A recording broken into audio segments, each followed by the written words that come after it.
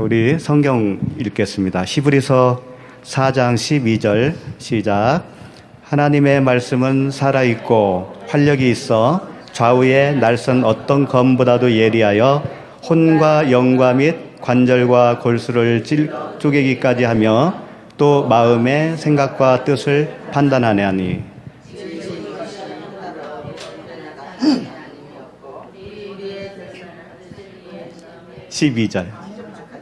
12절 한 절이었어요. 오늘 말씀의 주제는 안식 두 번째입니다. 안식 세 번째까지 나가야 될 것 같아요. 안식이 뭐라고 그랬죠? 안식은 어린 나이의 일을 버리고 어린 나이의 일을 쉬는 거예요. 그리고 장성한 자의 일을 하는 겁니다. 어린아이의 일이 우리가 이렇게 언뜻 생각할 때는 굉장히 시시해 보이는 거라고 생각할 수가 있겠죠. 근데 시시하지가 않아요. 사람의 눈으로 볼 때는 굉장한 일들을 하는 겁니다. 근데 하나님의 눈에는 그게 어린아이의 일일 수가 있어요. 그걸 잘 분별해서 할 수 있는 게 성령의 사람이에요. 모든 말씀은요, 사실은 우리를 안식으로 이끄는 말씀입니다. 근데 안식에 이르기 전에 제일 먼저 전제되는 게 뭐예요? 생명으로 태어나는 거겠죠. 그러니까 내가 온 것은 그러잖아요. 예수님이 내가 온 것은 생명을 주고 생명을 얻게 하고, 누가? 양이. 양으로 생명을 얻게 하고, 그 다음에 뭐예요? 더 풍성하게 하려 함이라. 그게 예수님이 오신 목적이에요. 그러니까 첫째는 우리가 생명으로 태어나는 것이 목적이고, 태어났으면 자라야 됩니다. 영양분 잘 섭취하고 양식을 열심히 먹고, 그래서 튼튼하게 자라야 돼요. 그래서 풍성하게 되는 겁니다. 그게 안식에 이르는 거예요. 그렇기 때문에 우리는 이 세상에 사는 동안에 그 안식에 이르기를 힘쓰라. 그 힘쓰는 삶을 사는 겁니다, 우리가. 모두 지금 안식에 이르렀습니까? 자신 있게 말씀할 수 있어요? 없어요? 네. 없다고 하는 분이 눈물을 흘리고 계시네. 네. 오늘 새로 오신 분 중에는 미국에서 오신 분도 계시고, 또 내일은 미국으로 가실 분도 계시네요. 그 다음에 카나다에서 오신 분도 계시고, 부산에서 오신 분도 계시네요. 네? 당진은 잠깐 경유지예요. 카나다에서 오신 분이에요. 카나다에서 당진의 경유 잠깐. 네. 저쪽 부천에서 오신 분은 명함도 못 꺼내요. 네, 하여튼 감사합니다. 그래요. 우리가 그 어린 나이의 일, 이것은 율법주의적인 삶이에요. 그 율법주의적인 삶을 쉬는 겁니다. 쉬고 그리스도께서 주인이 된 삶, 성령이 이끄시는 삶, 그 삶으로 우리는 살아가는 겁니다. 그러기 위해서는 하나님의 섬기심을 우리가 받아야 되겠죠. 말씀으로 섬겨주시는 그 복음을 들어야 되겠죠. 그렇게 되는 겁니다. 그렇게 되기 전까지는 다 우리가 나 자신의 주인이었어요. 그게 염소예요. 마지막 때에 뭐라고 그랬습니까? 염소와 양을 구분한다고 그랬죠. 우리가 처음에는 다 염소로 출발하는 겁니다. 처음부터 양이라고 생각하지 마세요. 너희는 다 허물과 죄로 죽었다라고 그러잖아요. 허물과 죄로 죽어 있는데 무슨 양이에요, 우리가. 뿔 달린 염소로 살아왔다가 십자가에 달리신 예수 그리스도와 하나가 되는 순간에 우리는 다 양으로 변하는 거예요. 그래서 양과 염소, 그 부분을 말씀을 해 주셨잖아요. 그 부분을 좀 보면서 안식에 이르는 삶이 무엇인가를 여기서도 배울 수가 있어요. 잠깐 한번 보도록 하겠습니다. 마태복음 25장. 마태복음 25장 32절입니다. 마태복음 25장 32절에 보시면 모든 민족을 그 앞에 모으고 각각 구분하기를 목자가 양과 염소를 구분하는 것 같이 하여. 그 이전에 31절 말씀이 있죠. 한번 읽어주시겠어요? 제가 그걸 안 적어왔네요. 인자가 모든 천사와 함께 올 때, 인자가 자기 영광으로 모든 천사와 함께 올 때 자기 영광의 보좌에 앉으리니. 그러죠. 25장 31절. 네. 이게 굉장히 오해가 되어지는 말씀 중에 하나입니다. 그래서 일부러 한번 보시는 거예요.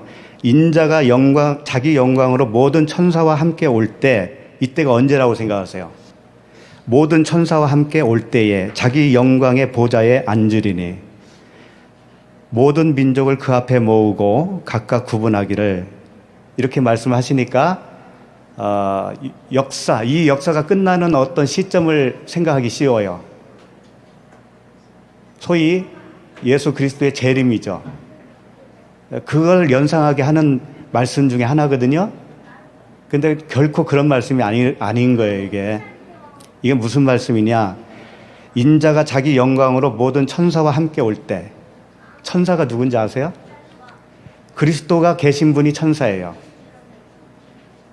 저와 여러분들이 그리스도를 모시고 있다면 천사라고요. 천사는 복음을 전하는 자가 천사예요. 그러니까 그 천사와 함께 올 때에 그랬어요. 우리 안에 계신 그분이 우리와 함께 지금 계시잖아요. 그럼 이미 오신 거 아닙니까? 이렇게 올 때, 그러면 처음 오신 누군가가 있을 거예요. 예수 그리스도를 영접하지 않은 어떤 사람. 그 사람에게는 어떻게 된 거예요? 천사들과 함께 예수님 오신 거잖아요. 그렇죠? 그 사람에게도 복음이 들어가면 자기 안에도 어떻게 된 거냐면 31절 자기 영광의 보좌에 앉는 거예요. 그 성도 안에 그리스도께서 들어가시잖아요. 그러면 영광의 보좌에 앉으신 거라고요. 우리는 이미 그런 상태에 있죠. 그래서 우리가 영광스러운 존재가 되는 거예요. 예수 그리스도가 안 계시면 천사가 아니에요. 그 다음에 32절 보시면 모든 민족을 그 앞에 모으고 각각 구분하기를, 모든 민족을 그 앞에 모은다고 하니까 이것도 어떤 그 역사적인 끝에 재림하실 때에 모든 민족을 한 곳에 모으는 것처럼 상상하기가 쉬운데 결코 그런 말씀이 아니라고요. 모든 민족은 항상 누구 앞에 있어요? 예수 그리스도 앞에 있는 거예요.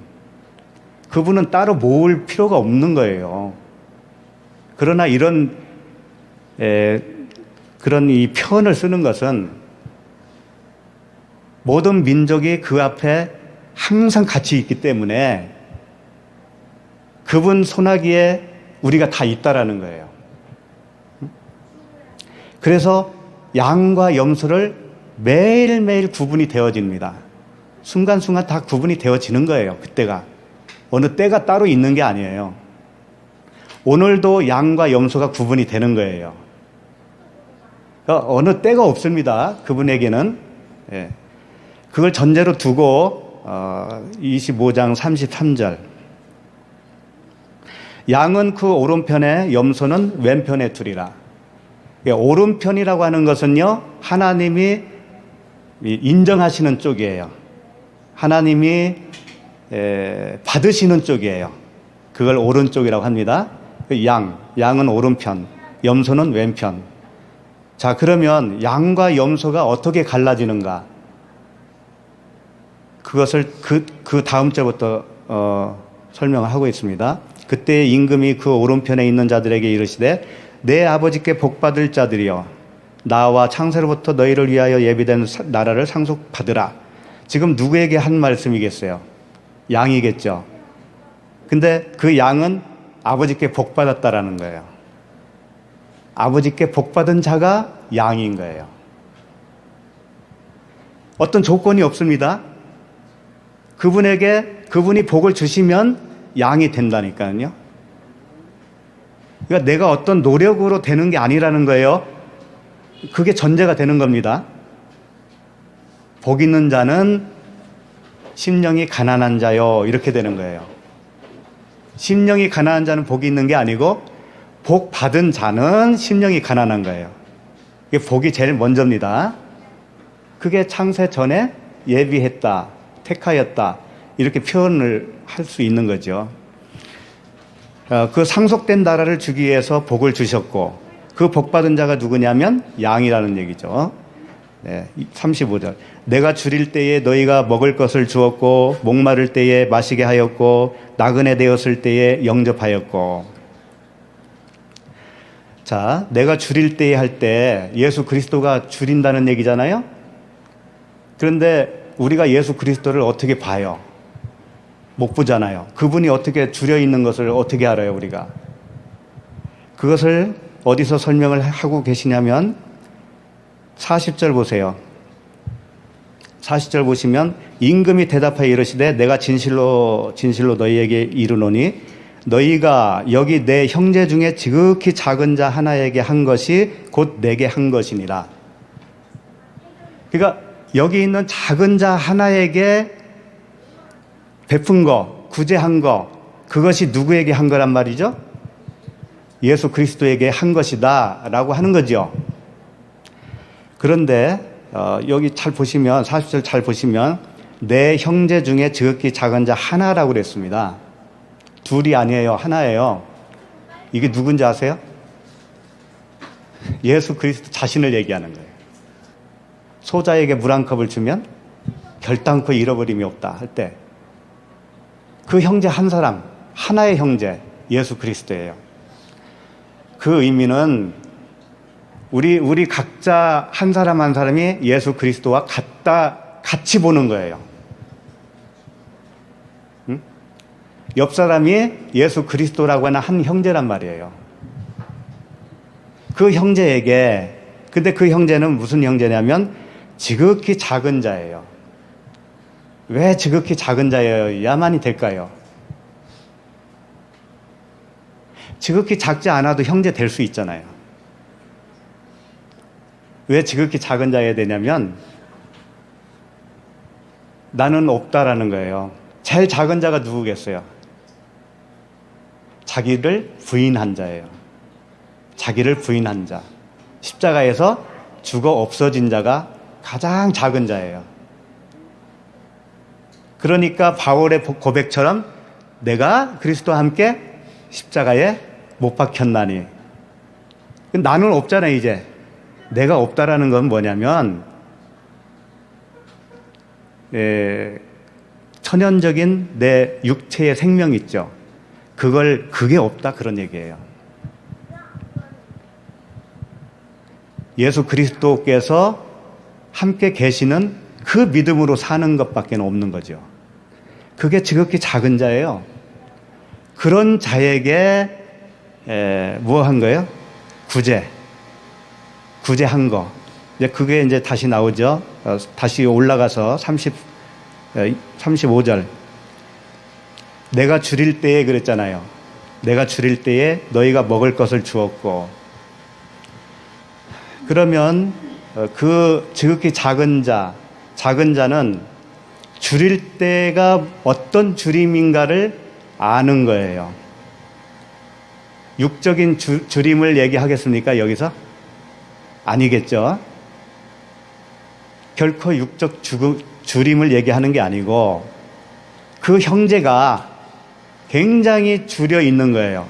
알고 싶은 거예요. 진리에 대해서 알고 싶고 복음을 듣고 싶고. 왜 그런 줄 알아요? 심령이 가난하기 때문에. 심령이 애통하는 상태이기 때문에. 그런 자에게 복음을 들려주는 것이 뭐예요? 줄인 자를 먹여주는 거잖아요. 네. 그러니까 심령이 가난한 자에게 복음을 들려주는 거. 그 다음에 목마르는 거. 목마를 때 마시게 하였다라는 거죠. 목이 말라요. 시냇물을 찾는 사슴과 같이 목이 말라요. 그 목마른 자에게 위의 물을 먹여줄 수 있는 거죠.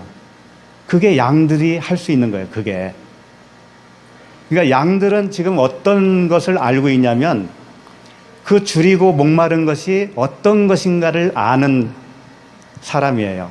그게 양이에요. 그게. 그러니까 지극히 작은 자가 어떤 의미인지를 알고 있는 사람이 양들이에요. 근데 그 양들은 그 복음을 전해줬는데도 불구하고 나중에 뭐라고 하냐면 내가 언제 그랬습니까? 그러죠. 왜 그럴까요? 왜 그런 말을 할 수가 있을까요? 38절 보시면 어느 때에 나그네 되신 것을 보고 영접하였으며 헐벗으신 것을 보고 옷 입혔나이까. 우리가 안 했다라는 거잖아요. 자기가 안 했기 때문에 그런 거예요. 자기가 안 했기 때문에. 누가 한 거예요? 주님이 하신 거니까. 그러니까 양들은 내가 내 몸을 불살라 준다 할지라도 내가 한 게 아닌 거예요. 그래서 내가 나를 주장할 수가 없어요. 그게 양들의 특징이라는 말이에요. 그게 안식의 이른 자예요. 그게. 다시 보면 35절 보면 줄일 때 너희가 먹을 것을 주었고, 영적인 줄임이겠죠. 목마를 때도 마찬가지고, 나그네 되었을 때, 나그네가 되었다라는 것은 이 세상 소속이 아니라는 얘기예요. 소속이 하늘로 바뀌었어요. 그러니까 이 땅에서 살지만 우리는 나그네와 행인 같은 그런 신분이 바뀐 겁니다. 그런 자에게 영접했다라는 거예요. 그런 자를 영접했다라는 거죠. 그러니까 양들은 이걸 알아먹는 거예요, 다. 그 다음에 헐벗었을 때에 옷을 입혔고, 헐벗었을 때 그 옷은 뭐겠어요? 진리의 옷이겠죠. 그리스도의 옷을 아직 입지 못한 상태에 있는 자들, 그들에게 그 옷을 입혀주는 거예요. 복음의 옷을 입혀주는 거예요. 병들었을 때에 돌아보았고, 정말 병들었을 때 돌아보는 자들이 양들이라면 우리 다 어디를 가야 되겠어요? 밥 먹고. 병든 자들이 있는 곳이 어디예요? 병원이잖아요. 병원 방문해야 되잖아요. 그거 열심히 하면 우리가 양이 됩니까? 그런 말씀이 아니겠죠? 영적 병듦, 혼합복음에 아직 분별력이 부족한 분들, 그런 분들에게 진리를 전해주는 것이 그 병든 자들을 돌보는 거예요. 옥에 갇혔을 때에 와서 보았느니라. 이게 정말 문자적으로 옥에 갇힌 자를 돌보는 게 양들의 일이라면 어떻게 해야 되겠어요? 밥 먹고 다 교도소로 가야 되잖아요. 옥에 갇혔다라는 것은 율법 아래에 갇혀 있는 자, 율법 아래에서 해방되지 못한 자, 자기 존재에서 해방되지 못한 자. 자기 존재에서 해방되지 못한 사람은 어떤 자인 줄 알아요?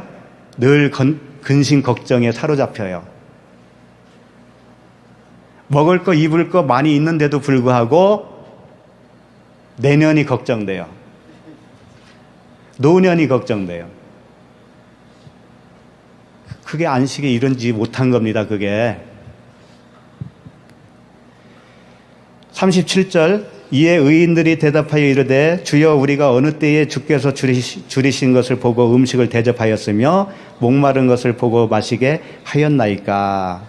내가 한 게 없다라는 거죠. 그리고 문자적으로 그런 일을 했다라는 얘기가 아니라는 거예요. 자기네들은. 문자적으로 내가 그렇게 교도소에 가고 병문안 가고 그렇게 못했는데요. 그런 얘기잖아요. 이게. 그러니까 그래서 나온 말씀이 뭐예요?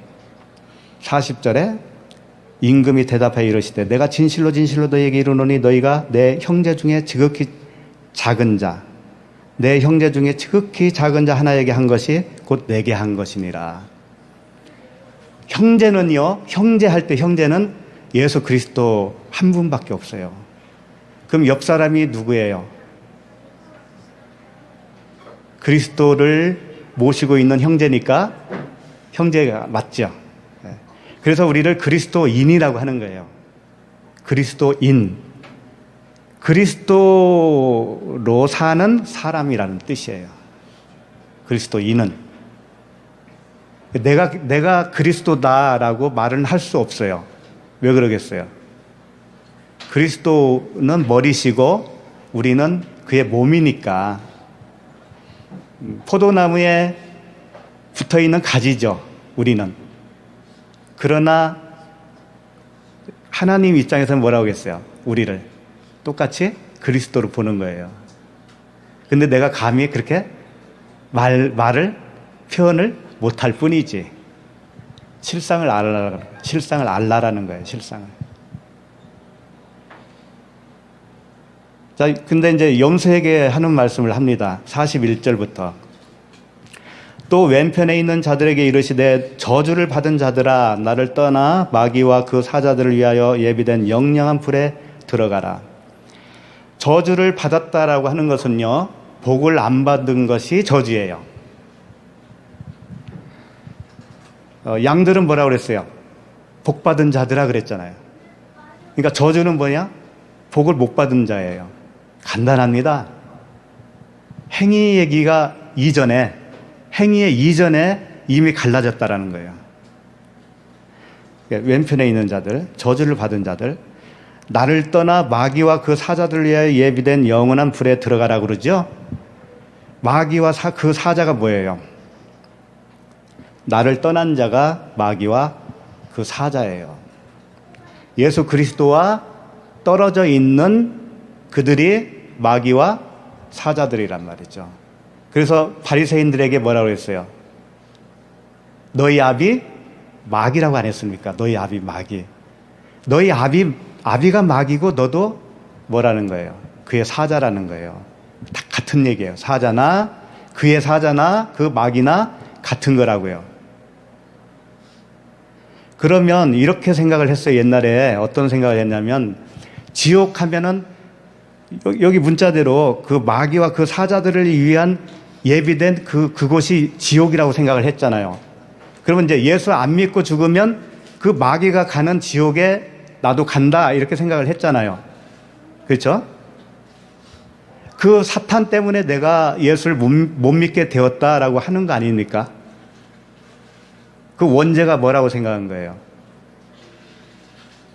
뱀이 속여서 꼬임에 빠져서 죄를 졌으니 그래서 지옥에 가게 됐는데, 그럼 누구 때문에 그 지옥에 가게 된 거라고 생각하시는 거죠? 뱀이잖아요. 자기를 꼬인 뱀. 그럼 하나님도 이상하잖아요. 이 세상에서도 원인 제공자가 더 큰 벌을 받는 거 아닙니까? 근데 하나님이 그걸 모를까요? 사탄이 우리를 유혹해서 예수 못 믿게 했다면 원인 제공자가 사탄이잖아요. 그럼 사탄만 벌해야 되는 거 아닙니까? 그렇죠? 그게 아니라는 거예요. 사탄이 따로 있는 게 아니에요. 이걸로 굉장히 헷갈려해요. 사실. 이게 이제 신학적으로도 잘 안 맞죠. 천사가 따로 있어야 되고 사탄이 따로 있는 존재로 여겼기 때문에 그래요. 성경 어디에도요 사탄이나 천사를 지었다는 말은 없어요. 만물을 다 지었다고 하시면서 동물 지었죠? 나르는 새, 물에 사는 물고기, 사람 다 지었다라고 품목이 나와 있잖아요. 근데 사탄을 지었다는 말은 없어요. 예수를 떠난 자, 복받지 못한 저주받은 자가 마귀와 그 사자들이라는 거예요. 그들의 특징은 뭔지 알아요? 42절. 내가 줄일 때에 너희가 먹을 것을 주지 아니하였고 목마를 때에 마시게 하지 아니하였다. 그러는 겁니다. 그랬더니 이들이 뭐라고 대답하냐면 43절에 43절까지는 예수님이 하신 말씀이에요. 나그네 되었을 때에 영접하지 아니하였고 헐벗었을 때에 옷 입히지 아니하였고 병들었을 때에 옥에 갇혔을 때에 돌보지 아니하였느니라 하시니. 그러니까 이들이 뭐라고 대답해요? 그들도 대답하여 이르되 주 주여 우리가 어느 때에 주께서 줄이신 것을 목마르신 것이나 나그네 되신 것이나 헐벗으신 것이나 병드신 것이나 옥에 갇히신 것을 보고 공양하지 아니하더이까. 자기네들은 했다는 얘기 아닙니까? 정말 했으니까 했다고 한 거예요. 이들은 어떻게 했을까? 이 사람들은 문자적으로 한 거예요. 문자적으로 그렇게 열심히 섬겼다고요. 그 염소들의 특징이에요. 예를 들면 우리가 병든 자를 돌아보고 가난한 자를 도와주고 옥에 갇힌 자들을 가서 문안하고 하는 거 좋습니다. 그거 해야 돼요. 하지 말라는 얘기 아닙니다. 못 사는 나라에 가서 구호품도 전달해야 되고 그들을 도와야 되잖아요. 그거 열심히 해야 됩니다. 근데 그것만 하고 끝나잖아요. 그러면 이런 소리 듣는 거예요. 너희들 나에게 그렇게 해준 거 하나도 없는 거야. 그건 그냥 사람에게 한 거예요. 그건 사람에게. 예수 그리스도라고 하는 그 형제에게 한 것이 아니라 그냥 사람에게 한 거야. 그건. 그러니까 나하고 관계없는 거지. 이런 소리 듣는다니까는요. 그럼 우리들은 어떻게 해야 되겠어요? 병원 가는 거 때려쳐야 되고 어려운 사람 돕지 말아야 됩니까? 우리들은 해야 돼요. 같이 해야 된다고요. 같이. 두 가지 다 해야 된다고요. 이 가시적으로 문자적으로 도와주고 먹여주고 하는 것들은 무엇을 위해서 하는 겁니까? 우리들은 진짜 구제를 위해서 해야 되는 거잖아요. 진짜 구제.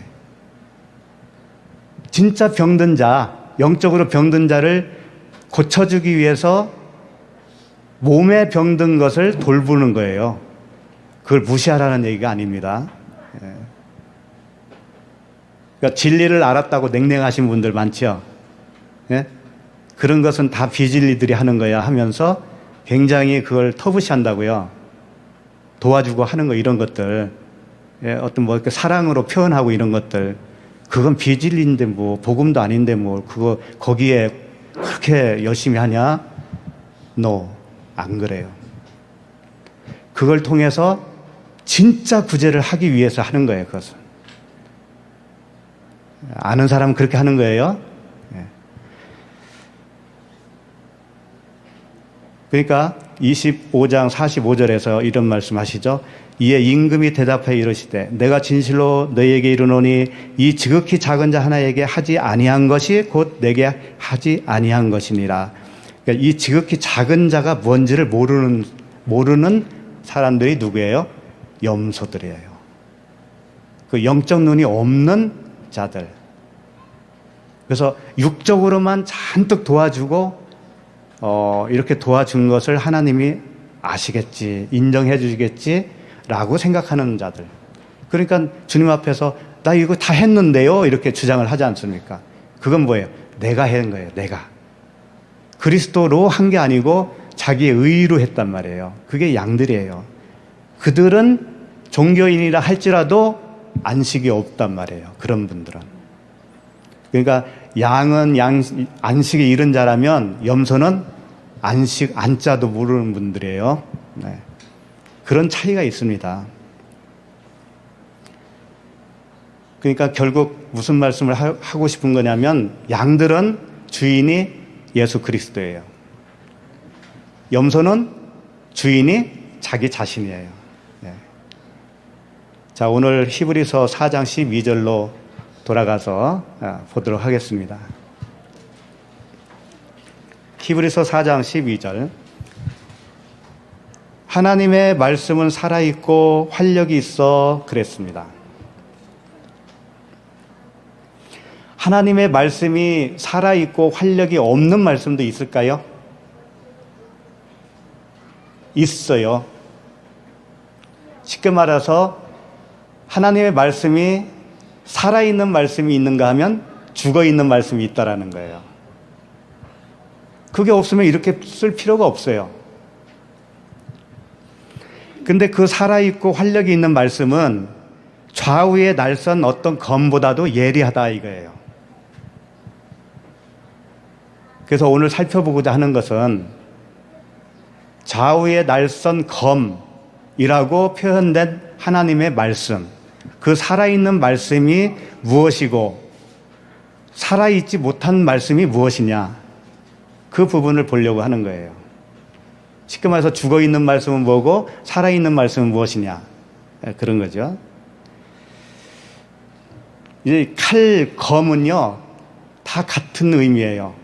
성경에 나오는 칼, 검, 마카이라라고 해요. 마카이라, 칼, 검이에요.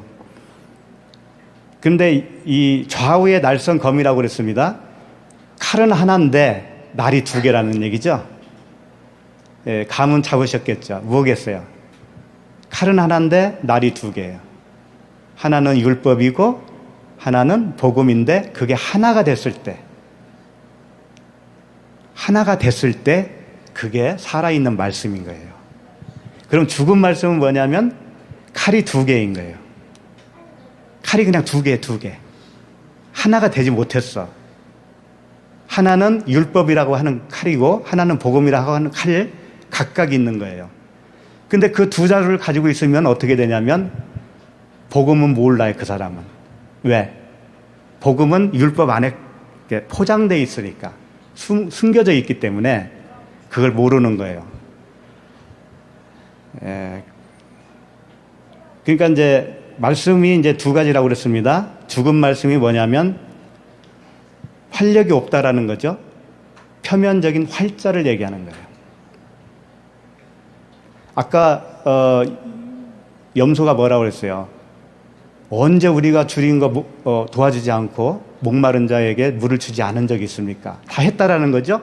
그게 표면적으로 했다라는 거예요. 율법적으로 했다라는 거예요. 그게 그렇게 알고 있는 것이, 하나님의 말씀을 그렇게 알고 있으면 죽은 하나님의 말씀을 가지고 있는 거예요. 율법주의자. 그럼 살아있고 활력이 있는 말씀은 뭐냐면 활자 안에 있는 그 이면적인 뜻으로 설명할 수가 있죠. 속뜻.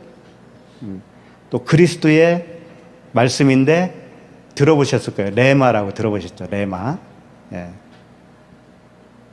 글로 표현되어 있는 말씀이지만 그게 내 안에 들어오면서 레마로 들려지는 거예요. 그게 무슨 의미인지를 내가 알아보는 거죠. 그게 나를 살리는 거예요. 그게. 그래서 성경은 항상 그런 말씀을 하시는 겁니다.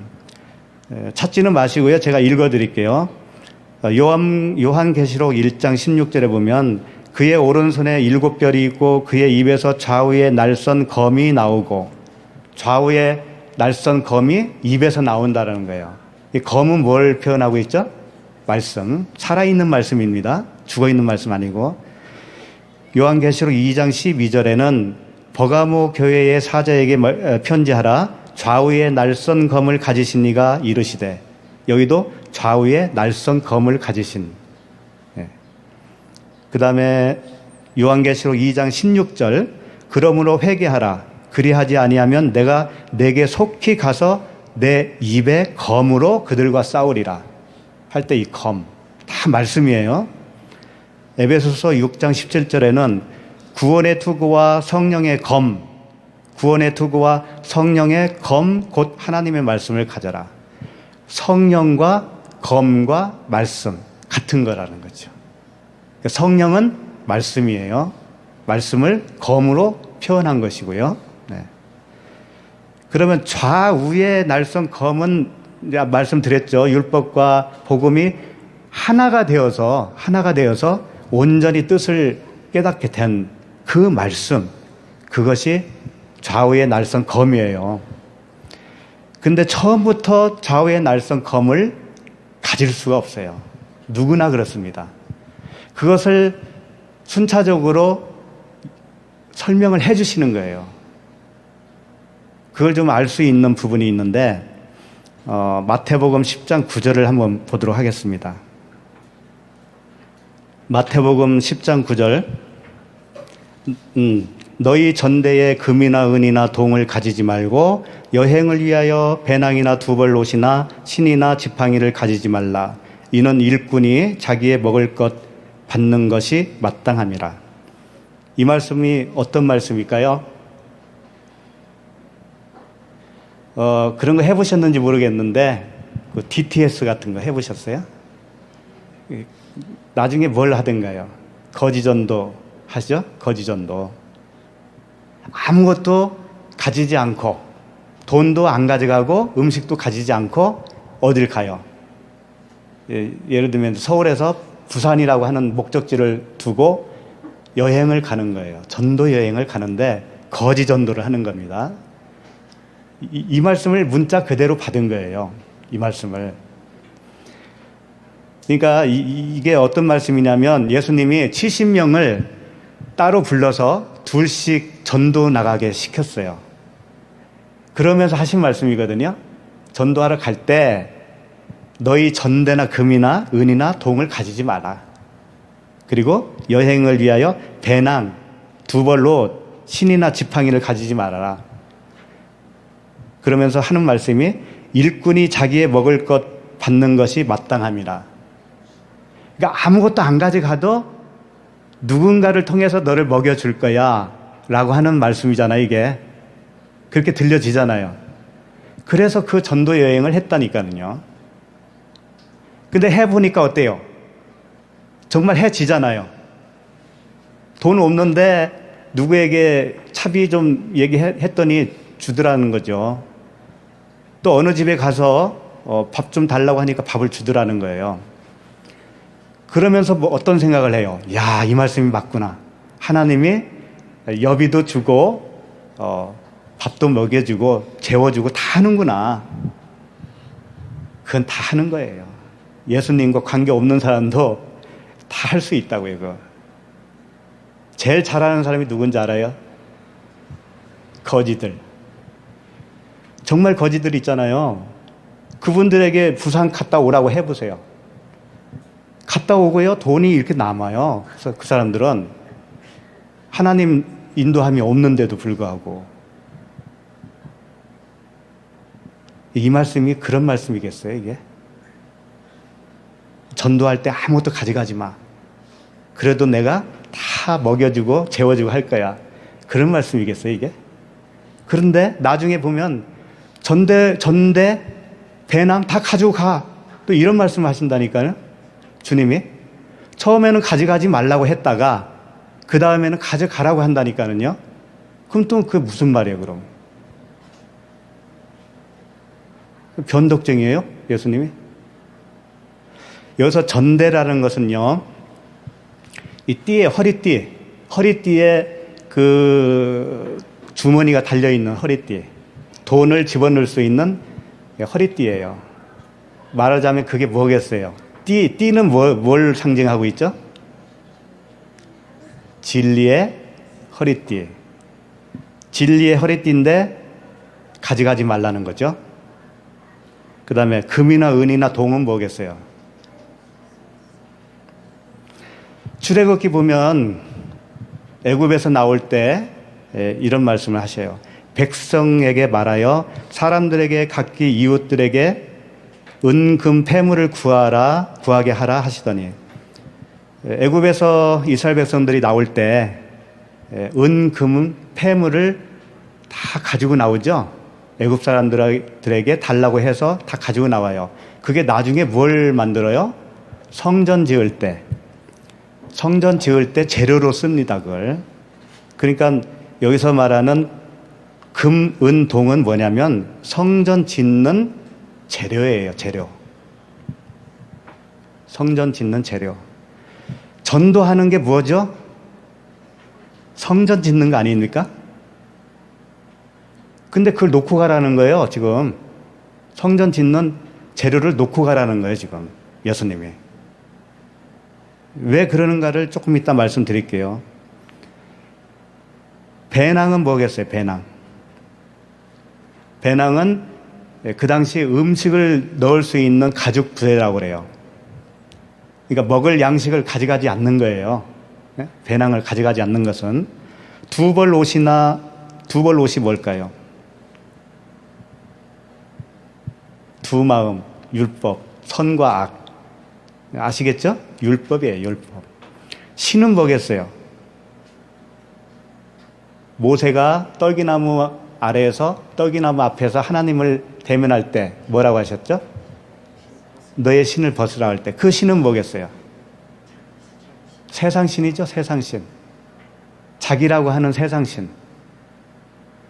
그런데 그 신을 나중에는 신게 됩니다. 어떤 신을 신어요? 복음의 평안한 신. 그러니까 지금 이제 감 잡으셨겠지만 놓고 가라고 하는 건 뭐냐면 다 율법적인 것을 놓고 가는 거예요. 첫 번째 놓고 가라고 했을 때는 자기 생각, 육신의 자기 생각 내려놓고 가라. 그리고 율법으로 지어진 보이는 성전, 그것을 놓고 가라 라고 하는 거예요. 두 번째 가져가라고 했을 때는 무슨 의미로 가져가라고 했을까요? 새로운 복음으로 가져가라는 거예요. 그게 율법에서 복음으로 바꿔져서 진짜 진리로 가져가라고 하는 거예요. 그러니까 지금 어떤 것을 설명하고 있냐면 옛것은 내려놔야 된다는 거예요. 옛것은 복음 전할 때 없어야 된다는 거예요. 그걸로 하면 안 된다는 거예요. 그 새로운 것 가지고, 새 것 가지고 해야 된다는 거죠. 이제 아시겠죠? 가져가지 말라라고 하는 의미를 이제 아시겠죠? 예. 그리고 일꾼이 자기의 먹을 것을 받는 것이 마땅함이라고 그랬는데 이건 무슨 의미일까요?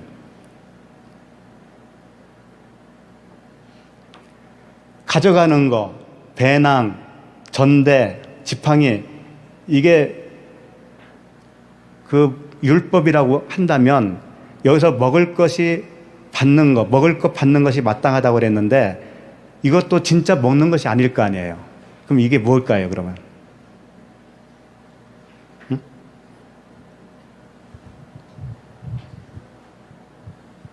말씀해 보세요. 그냥 생각나는 대로. 어느 집에 가면 물도 주고 식사도 주고 그러잖아요. 안 그런 집도 있겠지만 좀 야박하면 이제 안 주겠지.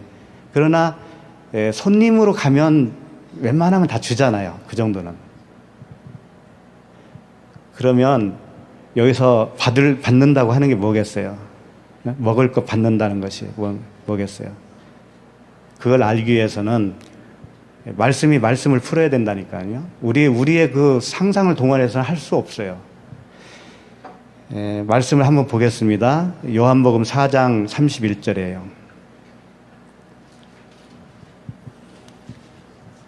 졸리신 분들은 그냥 주무셔도 됩니다. 날씨가 따뜻해가지고. 요한복음 4장 31절, 그 사이에 제자들이 청하여 이르되 납비어 잡수소서 이르시되 내게는 너희가 알지 못하는 먹을 양식이 있느니라. 예수님이 그랬잖아요. 너희가 알지 못하는 양식이 있다. 제자들은 눈치도 못 챈 거예요. 제자들은 동네에 가서 진짜 먹을 걸 구해온 거예요. 그 기간 동안에, 그 시간 동안에 예수님은 사마리아 여인과 대화를 하는 중이에요. 예. 이때가 지금 언제냐면 사마리아 여인과 대화가 거의 끝날 때쯤에 제자들이 음식 가지고 온 거죠. 잡수세요 이러니까 내게는 너희가 알지 못하는 먹을 양식이 있어. 그러면서 뭐라고 하냐면 제자들이 서로 말하되 누가 잡수실 것을 갖다 드렸는가 하니 제자들은 아직도 모르는 거예요. 그 의미를. 예수께서 이르시되 나의 양식은 나를 보내신 이의 뜻을 행하며, 나의 보내신 이의 뜻을 행하며 그의 일을 온전히 이루는 이것이니라. 이게 뭐예요?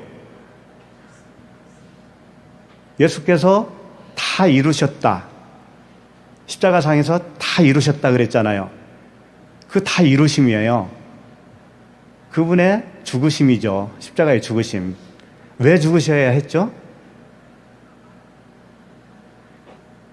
율법 아래로 오셔서 죄인이 되어 주셔서 그분이 율법의 조문을 찢어 주시기 위해서 십자가에 죽으신 거 아니에요? 우리의 죄를 도말하시기 위해서 그분이 죄인 되어서 죽으신 거 아닙니까? 그게 자기의 양식이라는 거예요. 그 일을 하는 것 자체가 그분이 먹으시는 양식이다, 그런 얘기예요. 그럼 우리의 양식은 뭐겠어요? 예수님이 이루신 일을 전하는 게 뭐예요? 우리의 양식이에요. 그러니까 우리가 주님이 그랬잖아요. 사람이 떡으로만 살 것이 아니고 또 뭐라고 그랬어요? 입에서 나오는 말씀으로 산다. 그러니까 육신의 양식이 있고 영의 양식이 있는데 예수님은 지금 어떤 양식을 말씀하고 있냐면 영의 양식이죠, 분명히. 그럼 우리도 영의 양식은 뭐냐면 그분이 하신 일을, 복음을 전하는 게 영의 양식이에요. 왜 그러겠어요? 양식하면 말씀 아닙니까? 근데 전하는 게 양식을 먹는 거라는 거잖아요, 우리가. 전해 보셨어요? 전해 보신 분은 알아요, 그걸. 내가 전하잖아요? 나도 모르게 말씀을 먹어요, 내가. 생각지도 않은 말씀들이 솟아난다니까요, 내 안에서. 지혜가 막 떠올라요. 그래서 그 사람에게 복음을 전하려고 나도 모르게 막 그 아이디어가 떠오르고요. 평소에는 생각지도 못했던 말씀들이 툭툭 튀어나오는 거예요. 그게 먹은 양식이에요, 내가. 그 일을 할 때. 그러니까 듣기만 하지 마세요. 비만증에 걸려, 잘못하면. 전해야 됩니다. 전해야 돼요. 한 사람에게라도 전해보세요. 친구, 동생. 전하면은요, 그게 양식을 먹는 거예요.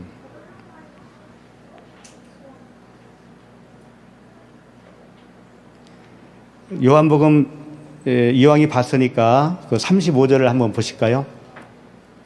너희는 넉 달이 지나야 추수할 때가 이르겠다 하지 아니하느냐? 그러나 나는 너희에게 이르노니 너희의 눈을 들어 밭을 보라, 휘어져 추수하게 되었도다. 넉 달이 지나야 된다는 것은 이건 이제 뭐죠? 속담. 그 당시 속담으로 썼어요, 이게. 실제로 파종하고 추수할 때가 그 정도 걸리잖아요. 한 넉 달 걸리죠. 이게 넉 달은 영적 추수할 어떤 기간을 얘기하는 겁니다. 심고 거두는 기간. 지금은 이제 휘어졌다 이거예요. 왜 그럴까요? 예수님이 십자가에서 다 이루시면 이제 거두게 되는 거니까, 그때부터는. 예? 그러니까 지금 거두기 직전이란 말이에요, 이게. 4장 36절. 거두는 자가 이미 싹도 받고 영생에 이르는 열매를 모으나니. 거두는 자가 이미 싹도 받았다라는 거예요. 거두는 자가 누구냐면 제자들이 거두는 자예요. 근데 왜 이미 싹을 받았을까요? 이미 구원받았다, 그런 얘기예요. 그러나 너희에게 이르노니 너희 눈을 들어 밭을 보라 했구나. 36절. 거두는 자가 이미 싹도 받고 영생에 이르는 열매를 모으나니 이는 뿌리는 자와 거두는 자가 함께 즐거워하려 함이라. 그런즉 한 사람이 심고 다른 사람이 거둔다 하는 말이 옳도다. 한 사람이 심는 거예요. 누구?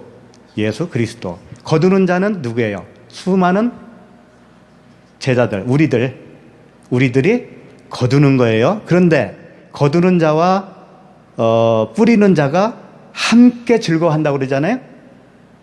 그건 무슨 얘기냐면 심는 자도 그 일을 행하는 것이 자신의 양식이라면 거두는 자, 우리도 거두는 자도 그 복음으로 복음 전함이 나의 양식이다, 그런 얘기예요. 그게 같이 즐거워하는 거예요, 같이. 그러니까 우리는 말씀만 듣고 가만히 있는 게 아니고 내가 말씀으로 지어지면 양식을 먹어야 되잖아요. 양식을 먹는 게 뭐예요? 전하는 거, 복음을 전하는 거. 그러면 내 안에서 생수가 솟아나와요. 그거 안 하면 그대로 정지되어 있어요. 그냥 성전은 지어져 있지만 그런 거예요. 그러면 이제 아까 마태복음 다시 가서 마태복음 10장 10절에 이는 일꾼이 자기의 먹을 것 받는 것이 마땅함이라 그랬잖아요. 그러면 내가 음식을 받는 것은 뭐냐면 내가 그들에게 복음을 전하는 거라고 그랬죠. 그럼 내가 양식을 먹는 거라고 그랬죠. 그런데 그들이 대접하는 것은 뭘까요? 그들이 대접하는 거. 전도 받는 집에서 대접을 했을 거 아닙니까? 그러면 그들이 대접하는 게 뭐냐 이거예요. 진짜 음식 말고.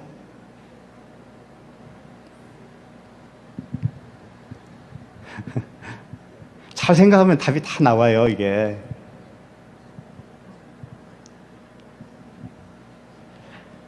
우리가 전하는 것이 내가 양식 먹는 거라면 전함을 받는 사람이 대접하는 건 뭐냐면요. 영접하는 거예요. 이제 이해가 가요? 영접하는 거라고요.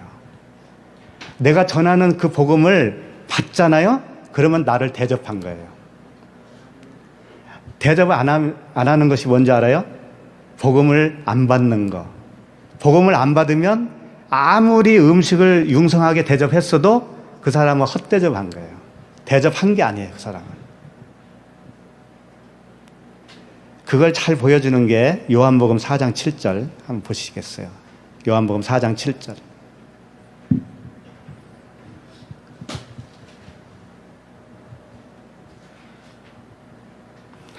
요한복음 4장 7절에 보니까 이제 사마리아 여인과 예수님이 대화하는 겁니다. 예수님이 뭐라고 했냐면 사마리아 여자 한 사람이 물을 길러 왔음에 예수께서 물을 좀 달라 하니, 물을 좀 달라 하는 것이 뭐예요? 나를 대접하라 그런 얘기 아닙니까? 맞죠? 네.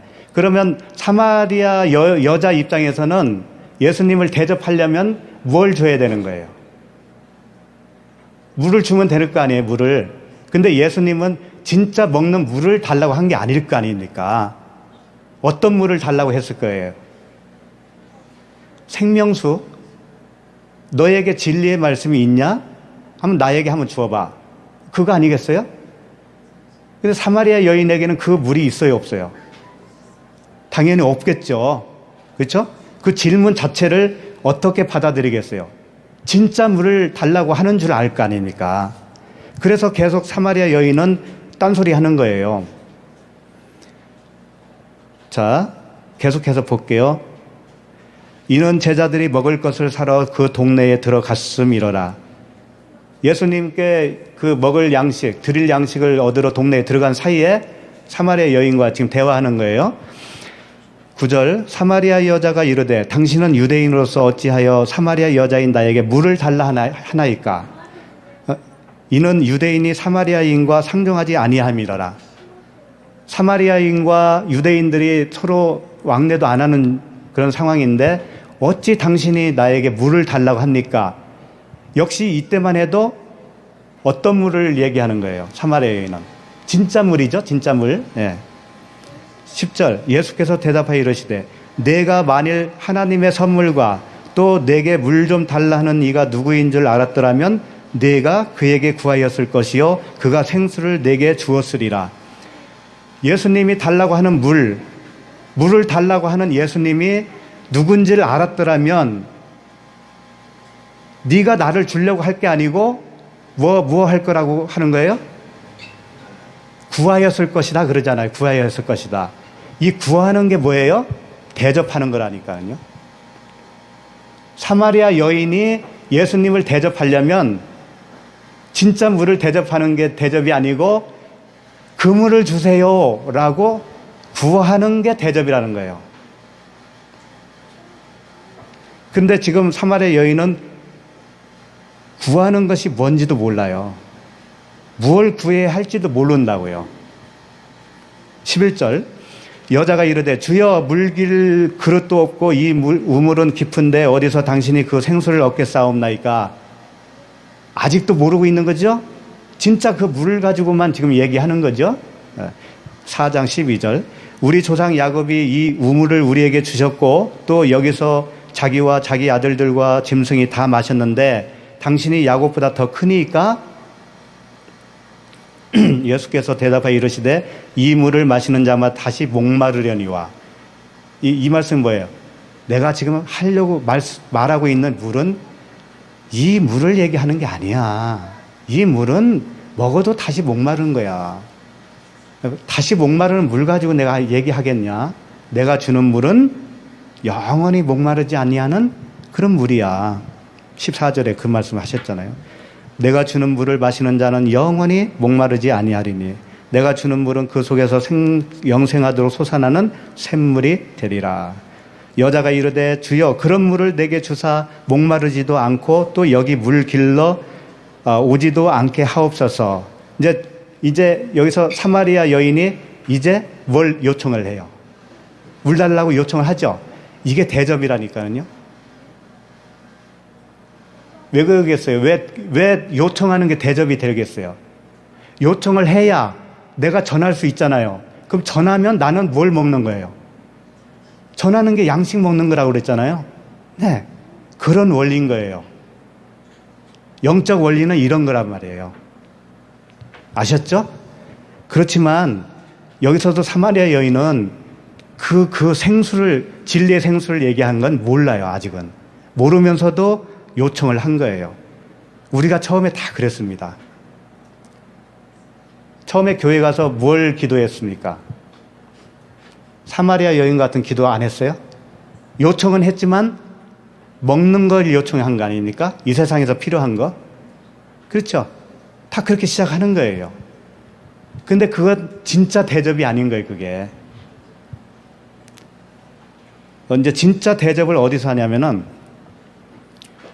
40절, 요한복음 4장 40절, 사마리아인들이 예수께 와서 자기들과 함께 유하시기를 청하니 거기서 이틀을 유하시매.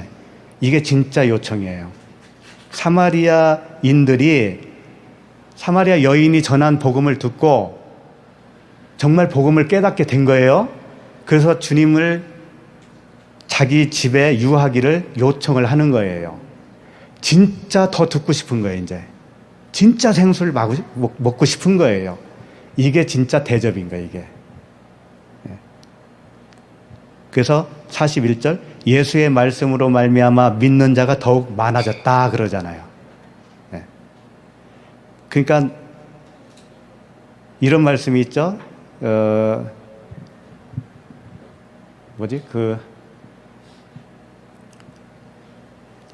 황금률이라고 들어봤죠. 황금률. 몇 장 몇 절도 아시네. 네. 대접을 누구든지 남에게 대접을 받고자 하는 대로 너희도 남을 대접하라. 이것이 율법이요 선지자니라 그랬어요. 그러니까 남에게 대접받기 위해서는 내가 먼저 대접하라 그런 얘기죠. 남에게 밥 한 그릇 대접받으려면 내가 먼저 밥을 한번 사라는 얘기잖아요. 그게 무슨 황금률이에요, 그게. 계산된 거지. 그 계산된 거 아닙니까? 남에게 얻어먹기 위해서 내가 먼저 대접하는 게 그게 뭐 잘하는 거예요, 그게? 계산적이잖아요. 근데 그걸 황금률이에요. 그리고 율법이요 선지자니라고 그러잖아요. 율법이요 선지자 구약 성경에 다 이걸 말씀했다 이거예요. 다 이걸 얘기했다라는 거죠. 이건 대단히 중요한 말씀 아니겠어요? 그렇다면? 뭐겠어요? 먼저 대접하는 게. 요청하는 거라고 했잖아요. 요청. 주세요. 성령을 주세요. 진리를 주세요. 그리스도께서 저에게 임하여 주시옵소서. 이게 뭐예요? 대접하는 거예요, 이게. 주님을 대접하려면 이렇게 대접해야 되는 거예요. 이렇게 대접하면 대접을 했기 때문에 그분이 주셔요. 그 요청한 걸 주시는 거예요. 그래서 이제 윤곽이 이제 드러났죠, 이제. 예? 아까 가져가지 마. 그래도 너 다 먹을 거 있을 거야. 라고 하는 말씀이 뭐예요? 영적인 말씀이잖아요, 다. 그들이 너를 영접하면 그들이 너를 대접한 것이요. 그 대접에 너희가 복음을 전하면 네가 양식을 먹은 거야. 그 말씀이란 말이에요. 그렇다고 또 신방 가면 과일 하나도 내지 않고 그냥 진리만 말씀해 주옵소서, 대접했습니다, 이렇게 하지 마세요. 하나 얘기하면 꼭 하나에 꽂혀요.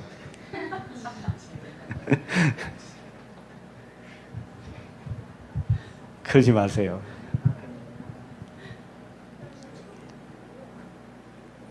누가복음 10장 3절을 보시겠습니다. 누가복음 10장 3절에도 아까 마태복음에서 본 것과 비슷한 구절이에요. 10장 3절, 갈지어다 내가 너희를 보냄이 어린 양을 이리 가운데로 보낸가 같도다. 자, 어린 양을 이리 가운데로 보냄과 같다라는 거죠. 왜 그럴까요? 아직 복음을 못 받은 사람은 누구예요? 이리. 복음을 가지고 가는 나는 뭐예요? 양이죠? 예, 그렇게 가는 거예요. 그러면 그 사람이 이리가 복음을 받아들이지 않으면 어떻게 되는 거예요? 충돌이 일어나겠죠? 받아들이면 어떻게 되는 거예요? 같이 양이 되는 거죠. 그 말씀을 이사야에서 이렇게 표현한 거예요. 이사야 65장 25절에는 이리와 어린 양이 함께 먹으며, 들어보신 적 있죠? 이리와 양이 함께 먹는 거예요. 이게 뭐예요? 복음으로 하나 될 때, 하나 되는 거예요. 뭐 저 천국 가가지고 이리하고 양이 그냥 싸우지 않고 잘 노는 거, 그런 말씀이 아니라고요. 예. 4절, 누가복음 10장 4절, 전대나 배낭이나 신발을 가지지 말며 길에서 아무에게도 문안하지 말며. 여기서도 똑같은 말씀 하시죠? 근데 좀 달라요. 길에서 아무에게도 문안하지 말래요. 전도하러 가는데 길에서 사람 만나면 인사도 하지 말고 눈도 마주치지 말고 아는 척도 하지 말라는 거죠. 왜 그럴까요?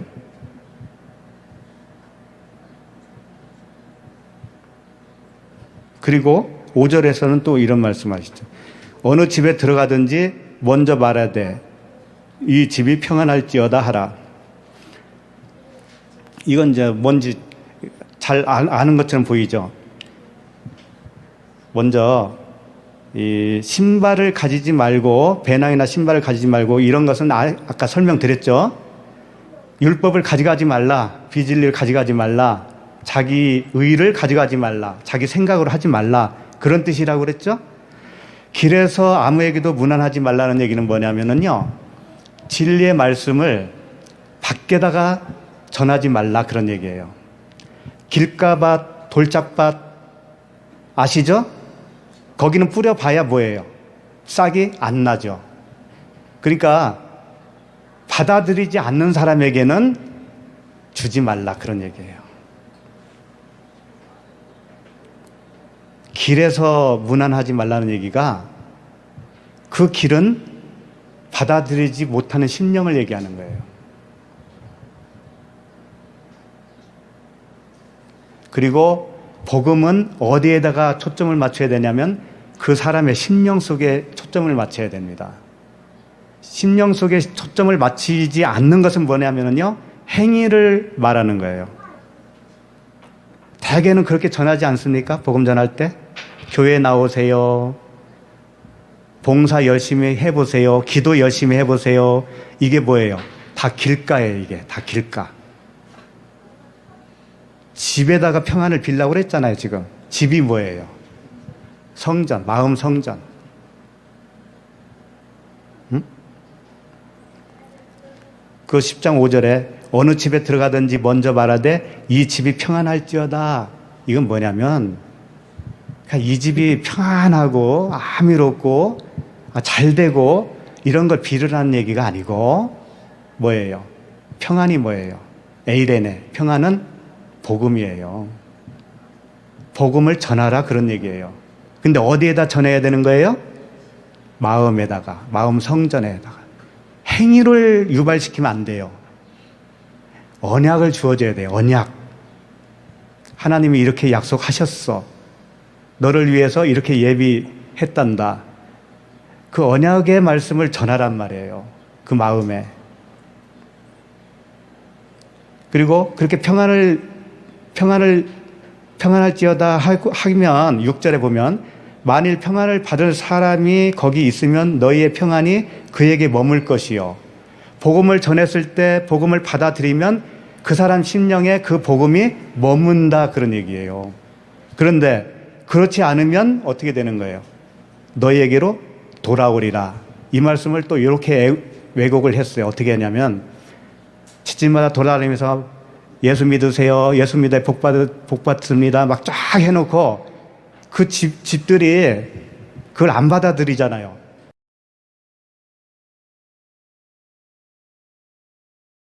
그럼 그 집에 임해야 할 복이 다 내게로 온다 이거지.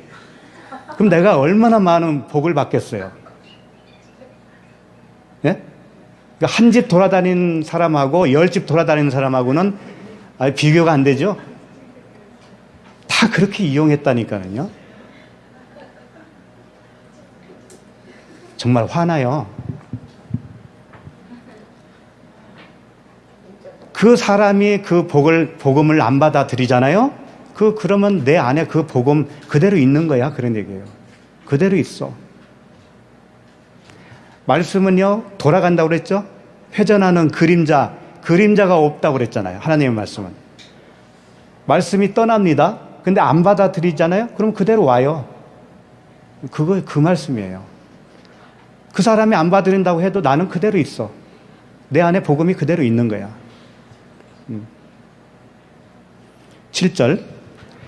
그 집에 유하며 주는 것을 먹고 마시라. 일꾼이 그 싹을 받는 것이 마땅하니라. 자, 그 집에 유하면서 먹고 마시라는 거죠. 먹고 마시는 게 뭐라고 그랬죠? 네? 그 집에서 요구하는 거, 요청하는 게 뭐라고 그랬어요? 영접하는 게 뭐라고 그랬어요? 그게 대접이라고 그랬잖아요. 그 영접에 나는 계속 복음을 전해주는 거예요. 그러면 그게 먹고 마시는 거란 말이에요. 그게 그 싹을 받는 거예요, 내가.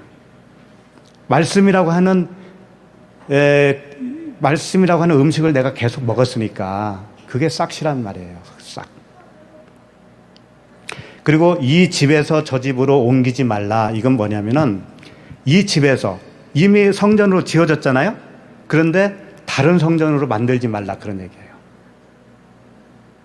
복음으로 전해놓고 나중에 딴소리 하지 말라는 거지.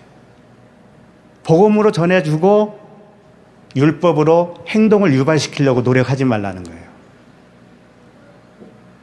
복음으로 성전이 지어지면 다 알아서 해요. 다 알아서 한다고요. 이렇게 하라 마라 할 필요가 없다니까. 누구한테 배울 필요가 없다고 그랬죠? 왜? 그분 안에 누가 계신데, 그분 안에 계신 분이 하시는 거니까. 그걸 못 믿기 때문에 우리는 이래라 저래라 자꾸 그 행동을 강요한다니까요. 그러니까 전할수록 말씀의 양식이 나에게 공급이 되어지는 거예요. 8절. 지금 어디 하는 거죠?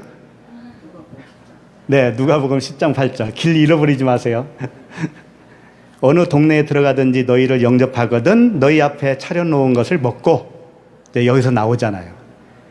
네? 동네에 들어가든지 너희를 영접하거든. 영접하는 게 그게 차려놓은 음식이라는 거예요.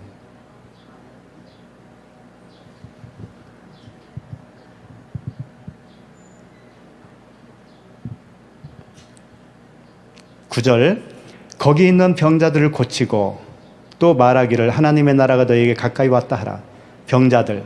병자가 없는 집도 있을 텐데 그렇잖아요.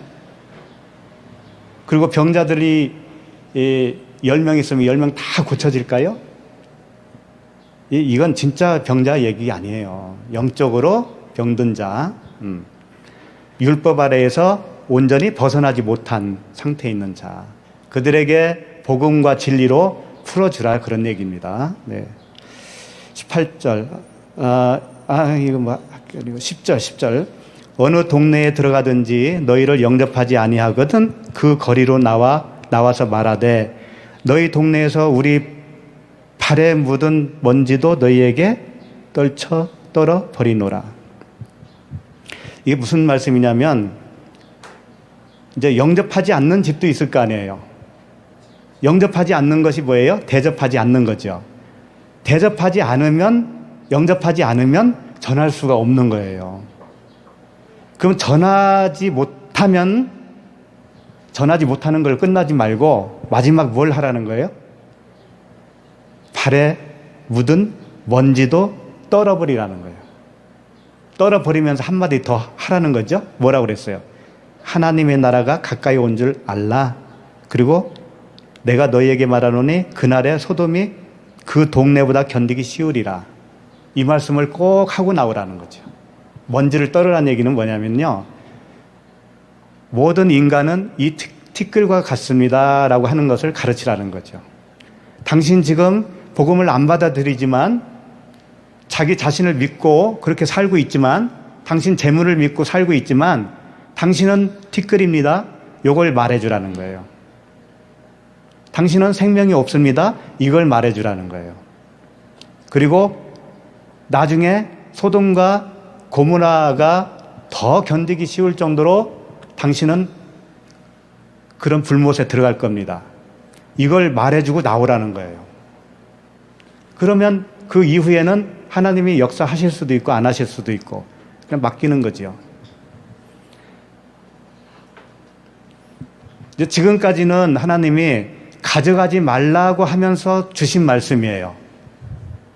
전대나 배낭이나 먹을 양식이나 지팡이나 가져가지 말라라고 하면서 주신 말씀이라고요. 그런데 이제 누가복음 22장 35절에 보면 이제 판도가 바뀝니다. 한번 볼까요? 22장 35절.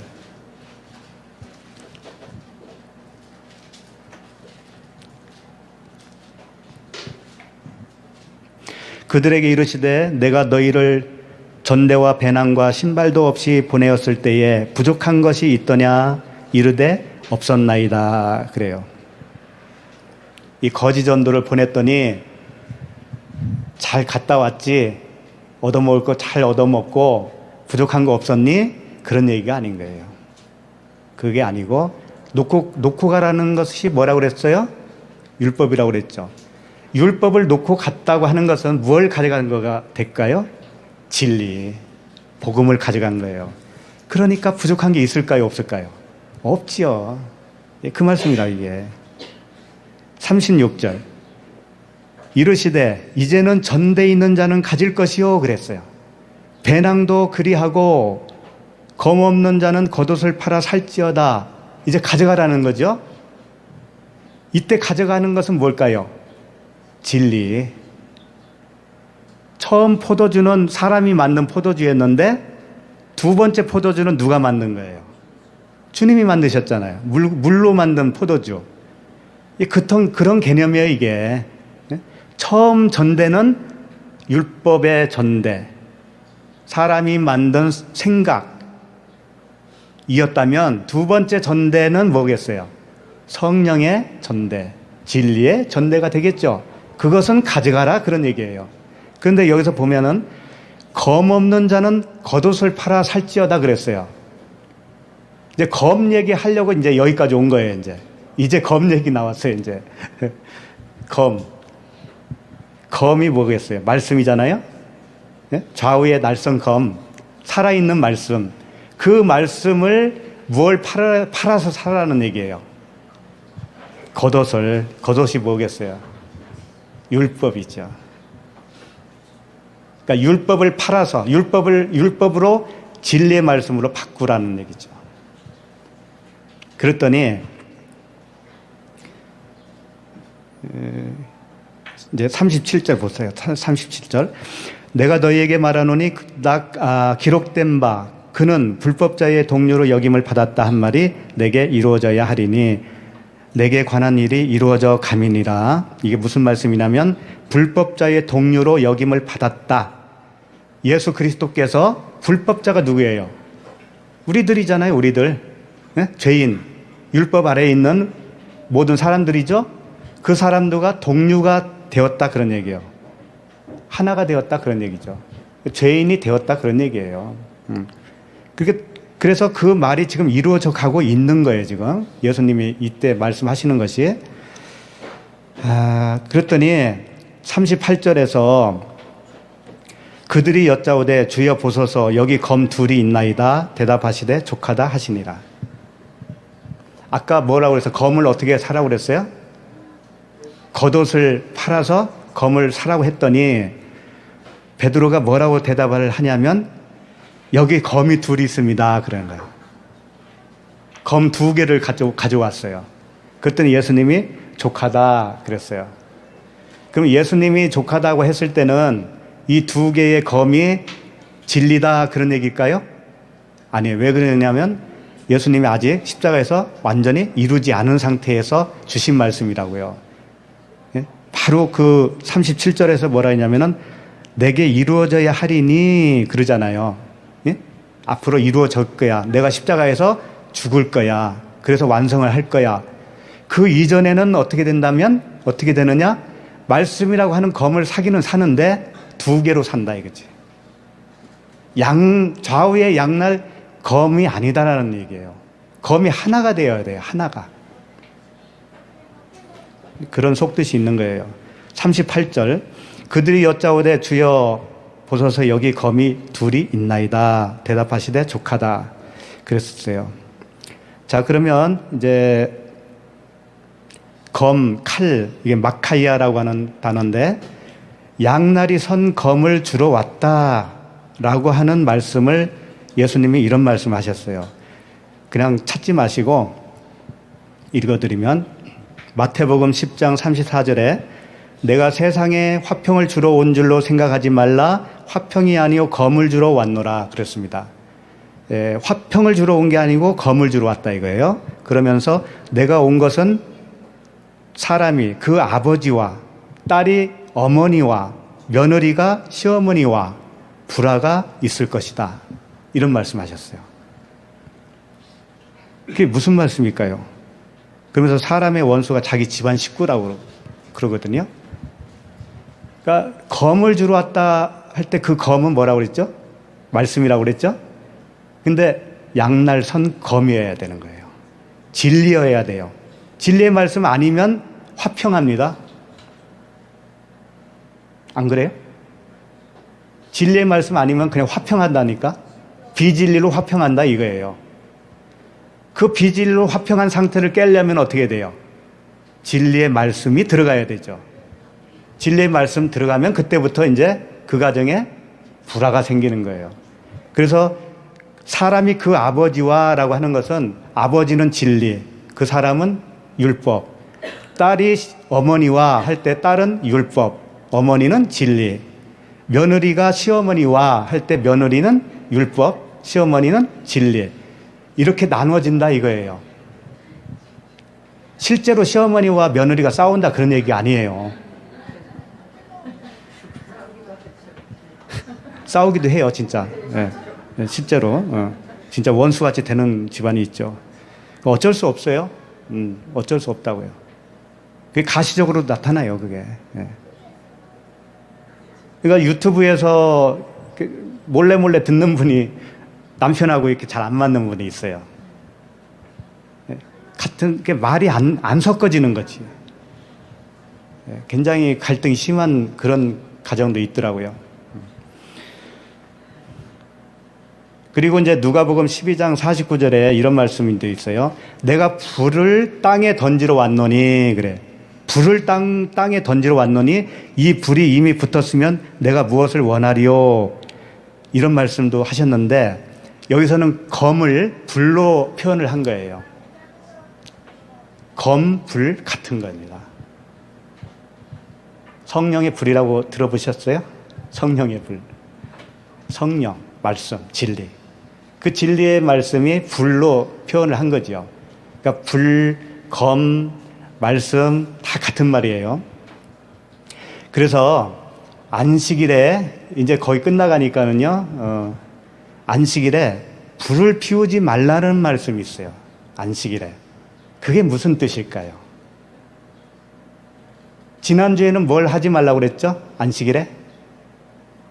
나귀에다가 짐을 잔뜩 싣고 어디로 들어오지 말라? 예루살렘으로 들어오지 말라. 거기서 장사하지 말라고 그랬잖아요. 그것은 율법의 짐이라고 그랬습니다. 수고하고 무거운 짐. 나귀는 세상이에요. 우리가 나귀였단 말이죠. 그 율법의 짐을 가지고 오지 않는 것이 뭐라고요? 안식이란 말이죠. 안식. 근데 이제 여기서는 불을 피우지 말라고 그랬어요. 그 부분을 잠깐 한번 보시겠습니다. 출애굽기 35장 2절.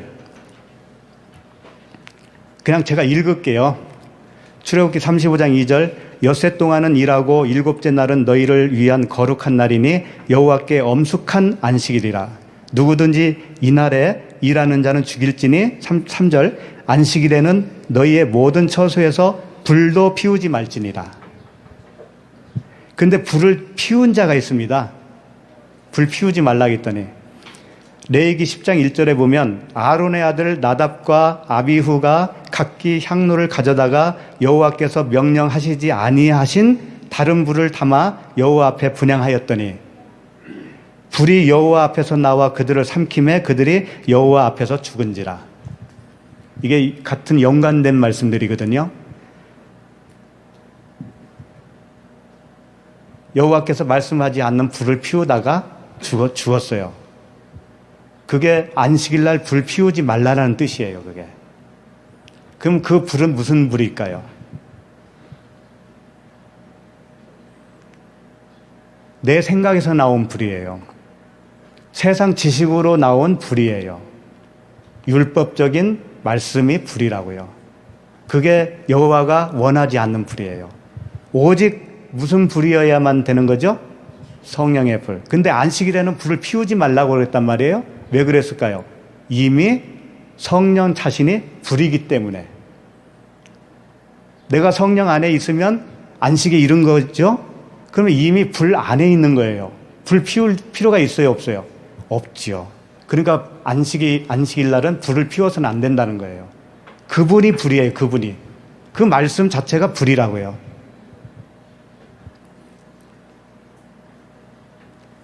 그러니까 지금 안식과 관계된 지금 말씀을 계속 드린 겁니다. 예, 우리가 잘못된 생각들, 잘못된 말씀들, 이걸 걷어내야 안식이니까. 그래서 이제 하나만 더 걷어내고 끝내겠습니다. 마태복음 26장 55절. 마태복음 26장 55절에 보면 그때에 예수께서 무리에게 말씀하시되 너희가 강도를 잡는 것 같이 칼과 몽치를 가지고 나를 잡으러 나왔느냐? 내가 날마다 성전에 앉아 가르쳤으되 너희가 나를 잡지 아니하였도다. 자, 예수님이 이제 잡히시는 그런 현장에서 하신 말씀이에요. 가룟 유다가 예수님을 팔고 이제 잡으러 온 거죠. 그런데 여기서 예수님이 하신 말씀이 강도를 잡는 것 같이 칼과 몽치를 가지고 왔냐? 이런 말씀 하시죠. 근데 이게 맞아요. 예수님이 강도인 거예요. 예수님이 강도라니까 여기서는 왜? 우리가 강도니까 예수님도 우리와 똑같이 되어줘야 되잖아요. 그러니까 그 강도는 뭘로 잡는 거예요? 칼과 몽치로 잡는 거예요. 칼은 뭘까요? 여기서 칼은 율법이라는 칼이에요. 응? 그리고 몽치는 뭐예요? 몽치는 크셀론이라고 되어 있는데 나무예요, 나무. 몽치가 나무까지. 그게 뭐겠어요? 나무에 달린 자마다 뭐라고 그랬죠? 저주 아래 있다고 그랬죠? 십자가가 나무잖아요. 그러니까 십자가 율법 이것을 가지고 강도를 잡는 거라는 거죠. 예수님이 무엇 때문에 죽어요? 율법에 의해서 죽잖아요. 율법에 의해서 죄인이 되는 거잖아요. 그렇죠? 그러니까 율법이라고 하는 칼과 십자가 형틀을 가지고 예수님을 죽이는 거라니까는요. 예수님을 잡으러 온 거죠. 그걸 가지고. 그러니까 이때만 해도 칼은 율법을 상징하고 있습니다. 여기서. 예. 자, 그 다음에 마태복음 26장 51절 보시면 예수와 함께 있던 자 중에 하나가 손을 펴 칼을 빼어 대제사장의 종을 쳐 그 길을 떨어뜨리니, 예, 그런 말씀이 있죠. 이게 누가 그랬어요? 자, 하여튼 이 말씀에서 보면 대제사장의 종이라고 그랬죠. 대제사장은 뭐예요? 율법에 의해서 제사를 지내는 제사장이잖아요. 그러니까 율법이죠. 그럼 그 율법의 종은 또 뭐겠어요? 똑같은 율법이죠. 그러니까 율법이라고 하는 종의 길을 베었다라는 것은 뭐냐면 표면적으로 길을 벤 거죠. 우리는 어떤 기가 베어져야 되는 거죠? 표면적인 길을 베어가지고 되는 건 아니잖아요. 마음의 기가 열려야 되잖아요. 그러니까 지금은 그걸 못하는 거예요. 이 율법의 칼로는 그걸 못하는 거라고요. 표면적인 길을 뚫기는 하지만 마음의 길을 뚫지는 못해요. 율법의 칼은 그걸 설명하고 있다고요.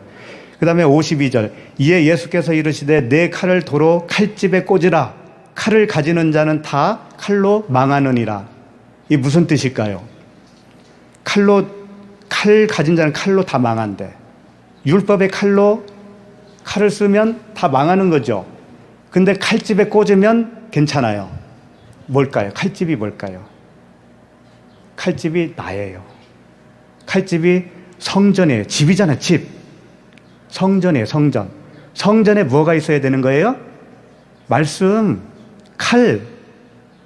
칼이라고 하는 말씀이 성전에 있어야 되잖아요. 그렇게 안 하고 말씀이 떠돌아다니면 어떻게 되는 거예요? 밖에 있으면 망하는 거잖아요. 망하는 거. 내 안에 말씀이 없는 거잖아요. 그게 율법으로 꽉 차 있으면 진짜 말씀이 없는 거잖아요. 그러니까 그 말씀이 밖에 있는 거니까 칼집에 꽂혀 있지 않는 상태죠. 그럼 망하는 거지.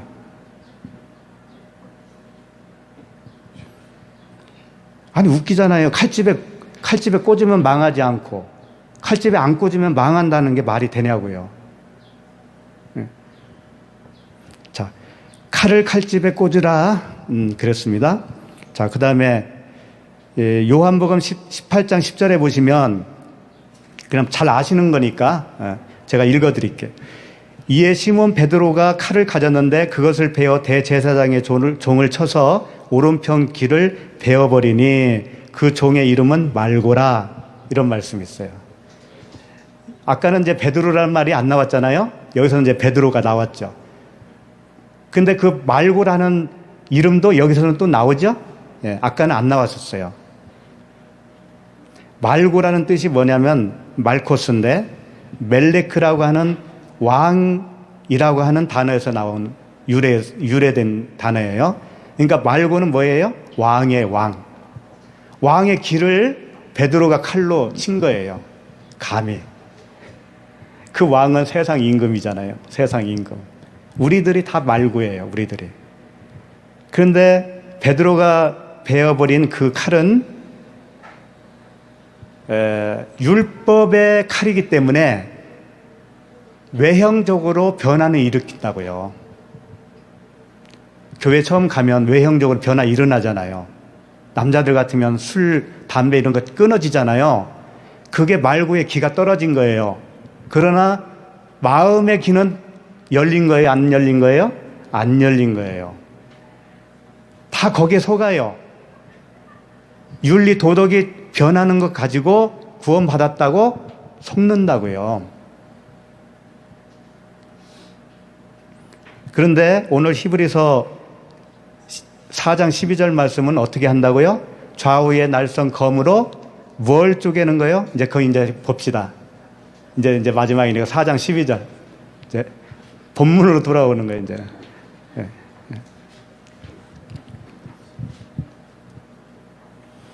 말고의 길을 쳤던 칼은 율법이었어요.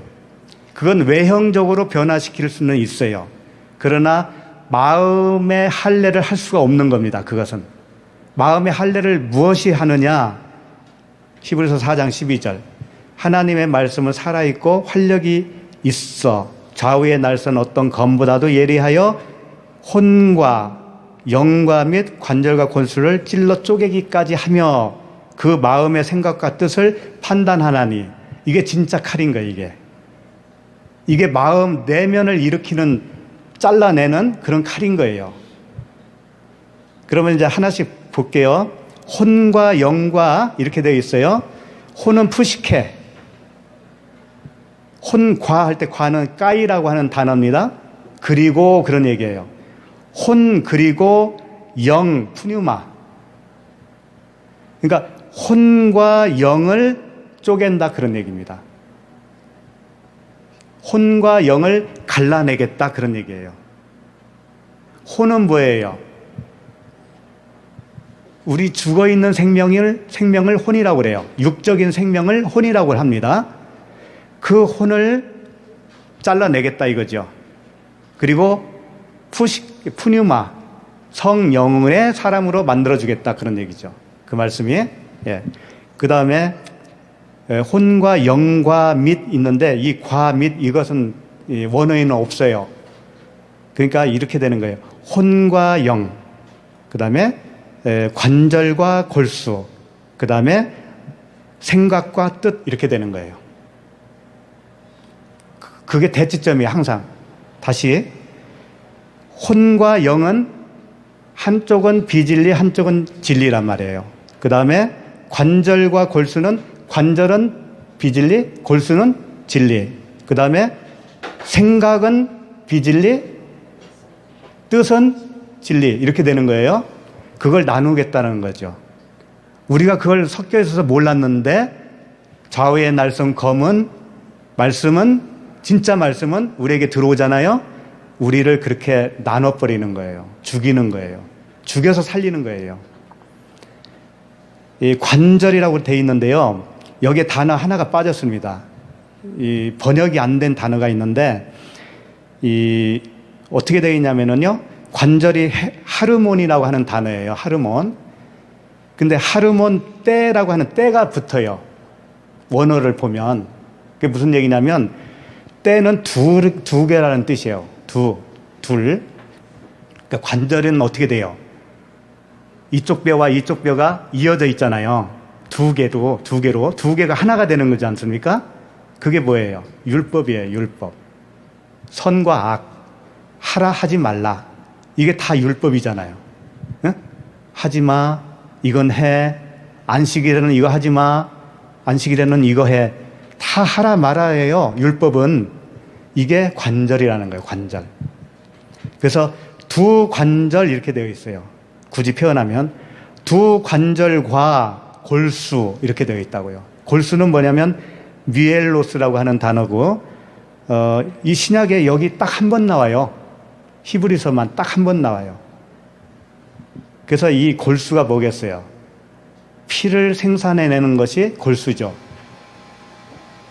그러니까 골수는 생명을 표현하고 있는 것이고 두 관절은 율법을 표현하고 있어요. 내 안에서 율법을 쳐내겠다는 거예요. 그리고 생명으로 가져가겠다 이거예요. 그걸 찔러 쪼개기까지 하며 마음의 생각과 이때 마음은 이제 카르디아예요. 마음의 생각은 뭐냐면요. 이런 거예요. 엔티메시스라고 하는데 자신이 어떤 짐작하는 거 있죠. 짐작하는 거. 이럴 거야 저럴 거야 상상하는 거 있죠. 상상하는 거. 이게 생각이에요. 육신의 생각은 하나님과 원수가 된다고 그러죠.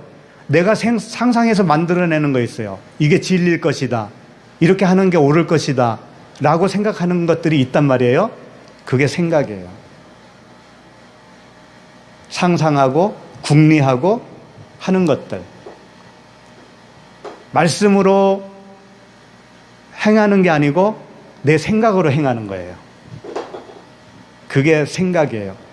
근데 생각과 뜻은 뭐냐면은 엔노이아라고 하는 단어인데 어떤 개념을 말하는 겁니다. 개념. 체제. 어떤 틀을 얘기하는 거예요. 성령의 법 그러잖아요. 틀. 성령의 그 법으로 살아가는 거. 그러니까 그 로마서에서 그런 말 하잖아요. 사도 바울이 육신으로는 죄의 법을 섬기고 마음으로는 하나님을 섬긴다고 그러죠. 그 하나님을 섬기는 마음이 뜻이에요. 뜻. 그러니까 하나님의 뜻으로 살아야 되는 겁니다. 우리가. 그게 안식이에요. 내 생각으로 막 이렇게 잠 못 자면서 그 머리 굴리는 거 있잖아요. 그게 뭘까요? 그 생각이요. 자기 생각. 일어나지도 않을 일을 내가 소급해서 미리 걱정을 하고 있잖아요. 죽으면 죽으리라 하고 그냥 편하게 자요. 그냥. 뭘 이렇게 궁리를 하고 상상하고 고민을 합니까? 그 생각이 없어야 돼요. 아주 즐겁게 사셔요, 그냥. 아예 생각 없이 살아요. 생각 없이 사는 게 행복하다니까요. 생각해봐야 뭐하냐고. 그렇게 되는 거 봤어요?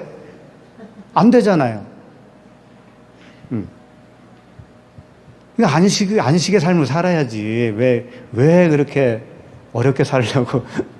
어렵게 사는 것도 참 노력을 하더라고.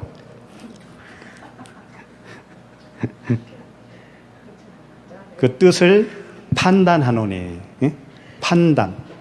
판단하고 결정을 해버리는 거예요. 하나님이. 하나님이 이렇게 딱 나눠가지고 결정을 해버리는 거예요. 우리 안에서 그 생각, 그 율법, 그런 것들을 그 말씀이 반으로 딱 쪼개는 거예요. 분리시켜는 거예요. 분리시켜서 너는 내 것이야 하는 거지. 너는 생명이야. 너는 나야. 그렇게 말씀하시는 거예요. 그러니까 전폭적으로 그분에게 그냥 다 맡기세요. 네? 그분에게 다 그냥 맡기시고 편안하게 사시라니까요. 그리고 그분이 생각 주시는 대로 하시면 돼요. 그분이 생각 주시는 거. 내 생각 말고.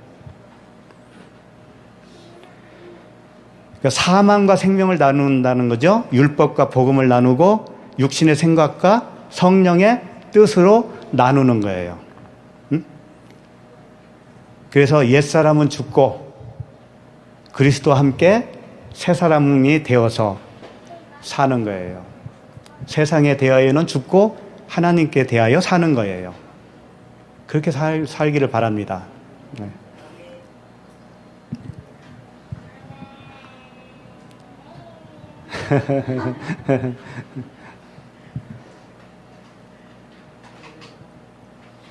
그러니까 말씀대로 사세요, 그냥. 네. 살면 얼마나 산다고 그래요. 근데 율법, 그 관절, 사람의 생각, 이게요, 쉽게 죽지 않습니다. 그래서 옷을 빠는 거예요. 광야에서. 광야 40년 동안 옷을 빠는 겁니다. 죄의 옷을 빠는 거예요. 그리고 요단강을 건너서 가나안에 들어가는 겁니다. 그런 과정에 우리가 있었고 지금도 그 과정에 있을 수 있고 그 가나안에서의 삶을 사시는 분도 있고, 그러나 이건 약속이에요. 다 광야로 나온 사람은 1세대가 죽고 내 겉사람이 죽고 2세대는 들어가게 되어 있어요. 이건 언약이에요. 그 언약대로 믿으시면 됩니다. 예, 기도하겠습니다. 하나님 아버지, 믿음의 결국은 혼의 구원이라고 하셨습니다. 예, 혼에서 영으로 살아나는 구원인 줄 믿습니다. 문자로 죽어있는 말씀이 아니라 주님의 살아있는 말씀, 그 활동력이 있는 말씀, 좌우의 날선 어떤 검보다도 예리한 말씀으로 우리의 죽은 그 푸시케, 혼을 분리시켜 주시고 생명이 되는 그 푸뉴마로 세워 주시옵소서. 선악의 두 개로 되어 있는 율법의 관절, 생명의 골수로 나눠주시고 육신의 생각과 성령의 마음을 분리하여 주시기를 간절히 원합니다. 세상에 대하여는 죽고 하나님께 대하여는 살아난 자가 되게 하여 주시옵소서. 안식에 이르도록 인도하여 주시옵소서. 예수 그리스도 이름으로 기도합니다. 아멘.